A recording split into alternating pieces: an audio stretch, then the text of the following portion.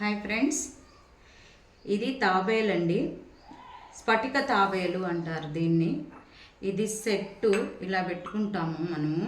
ఇప్పుడు మనం దీన్ని దేవుడి కాడ పెట్టుకుంటామండి, వెంకటేశ్వర స్వామి కాడ. దీంట్లో కొంచెం వాటర్ వేసుకున్నాను.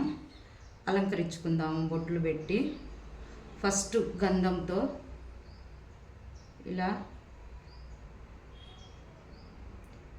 పెట్టుకొని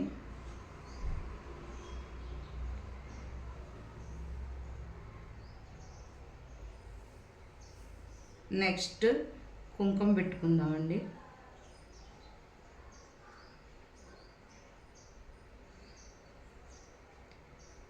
ఇలా నలుగు వైపులా పెట్టుకొని పైన కూడా ఇలా పెట్టుకొని ఇలా ఈ కప్పులో ఇలా పెట్టుకొని పుష్పాలు వేసుకుందాము.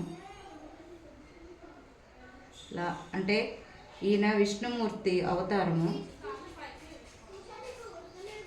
విష్ణుమూర్తి వాహనం అంటారు కాబట్టి ఇది దేవుడి కాడ పూజా మందిరంలో కానీ మీరు బిజినెస్ చేసుకునే కాడ కానీ ఇలా పెట్టుకుంటే మీకు అష్టైశ్వర్యాలు కలుగుతాయి ఫ్రెండ్స్.